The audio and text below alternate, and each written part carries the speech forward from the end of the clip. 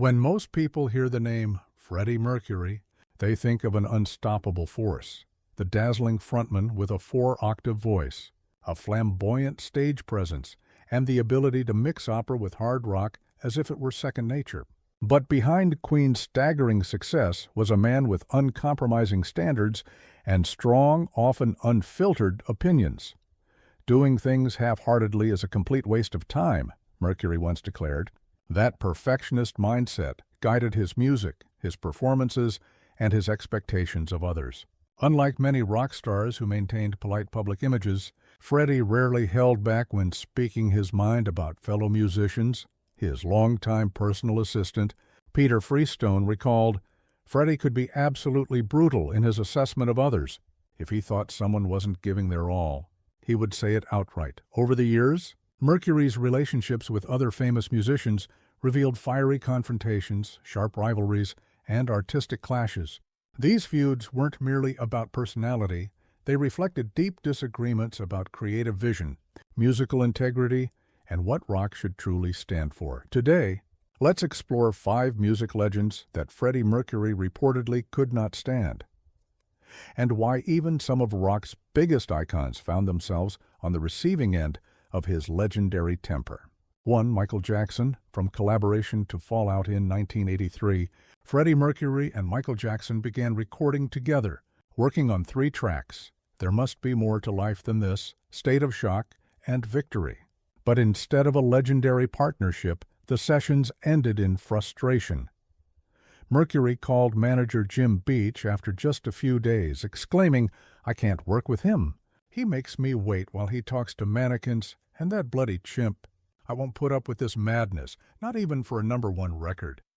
Ironically, Mercury, himself a perfectionist, grew exasperated with Jackson's endless retakes. Michael wanted 40 or 50 vocal takes, Roger Taylor remembered. Even Freddie thought it was excessive. But the deeper issue was cultural and personal. Mercury felt Jackson had become too calculated. He's not making music anymore, he's manufacturing product. Everything's focus grouped.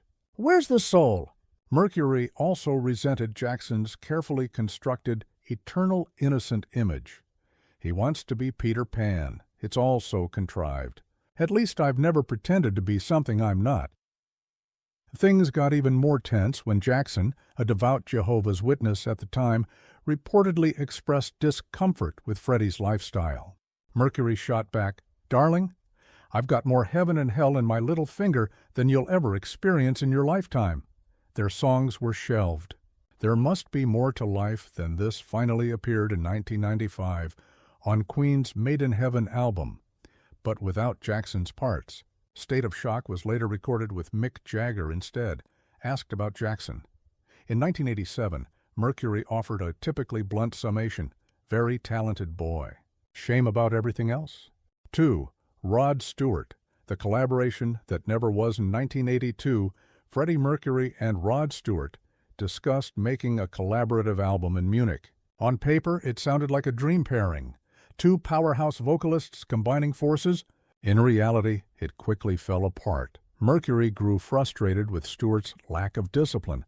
"We'd schedule studio time and he'd cancel for football or some model," Freddie complained to Mary Austin. "I don't have time for amateurs, darling, even if they've sold millions." Freddie also criticized Stewart's voice, saying, "Rod's rasp worked beautifully when he sang about street life with the Faces, but now he's growling about yachts and blondes." It's become a parody. The 2 stars, both used to being the center of attention, also clashed personally. During one heated argument, Freddie snapped, "There's only room for 1 peacock on this record, and we both know who has the better plumage." Needless to say, the album was never finished. 3. David Bowie. The Battle of Egos, their 1981 collaboration on Under Pressure, produced a timeless classic, but working together nearly derailed the project. Mercury and Bowie were both commanding personalities, and their creative methods couldn't have been more different. Freddie liked structure and preparation, often walking into the studio with ideas already mapped out. Bowie thrived on improvisation, often scrapping hours of work to chase a new inspiration. Queen's bassist John Deacon recalled moments where Freddie was ready to kick Bowie out of the studio. Their processes were just completely at odds. After one chaotic session, Mercury fumed. David thinks changing his mind every 5 minutes is artistic. I call it wasting everyone's time. Their tension wasn't confined to music. At a dinner, Mercury grew impatient with Bowie's talk about mysticism and alternative lifestyles. Later telling Freestone, "If I hear one more word about Tibet or vegetarianism, I'll strangle him with his scarf." Freddie also mocked Bowie's shift from glam rock to his Berlin-era austerity. He's turned his back on everything that made him interesting. Now he acts like makeup and showmanship are beneath him. If that's true, why does he keep calling me? Their egos clashed, but their artistry produced one unforgettable song that endures to this day. For Elton John, from friendship to rivalry to outsiders, Freddie Mercury and Elton John seemed destined to be close allies, both flamboyant, piano-playing stars who dominated the 70s, and indeed they shared moments of genuine friendship. But beneath the surface lay a competitive streak that sometimes erupted into bitterness. "Darling, we're like sisters," Freddie once quipped, before adding, "and you know how sisters can be." By the early 1980s, Mercury was unimpressed with Elton's softer, radio-friendly hits like Little Genie and Blue Eyes. Producer Reinhold Mack recalled Freddie listening to Elton's records and scoffing, "Another tame piano ballad for the masses? Where's the man who gave us Saturday Night's All Right for Fighting? He's turned into a jukebox for middle-aged housewives." The rivalry flared again around Live Aid in 1985.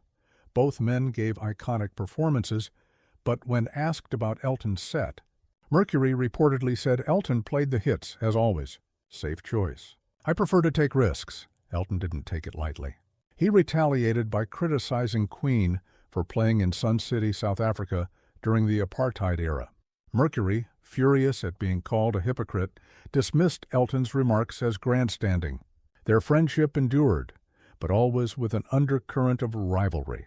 5. Sid Vicious, the punk rock clash. The run-in between Freddie Mercury and Sex Pistols bassist Sid Vicious is now part of rock folklore. It unfolded in 1977 at Wessex Studios in London, where Queen was recording News of the World while the Pistols worked on Never Mind the Bollocks just down the hall. At the height of punk's rebellion against the pomp of 70s rock, Sid swaggered into Queen's studio and sneered, "Still bringing ballet to the masses, Fred?" His tone dripped with disdain for Queen's theatricality. Mercury, never one to shrink from confrontation, coolly replied, "Oh yes, Mr. Ferocious, we're doing our best, dear." This brief exchange summed up a much larger divide. Punk championed raw attitude and minimalism, rejecting complexity, while Freddie celebrated musical craft and spectacle. "I despise simplicity in music," he told Melody Maker in 1982. "Why throw away years of learning your craft? Some people think it's clever to only know 3 chords. I think it's cleverer to know them all." Though he didn't name Vicious directly, the criticism was unmistakable. For Mercury, punk's proud rejection of musicianship was an insult to everything he believed music should be. Please don't forget to subscribe and hit the bell icon.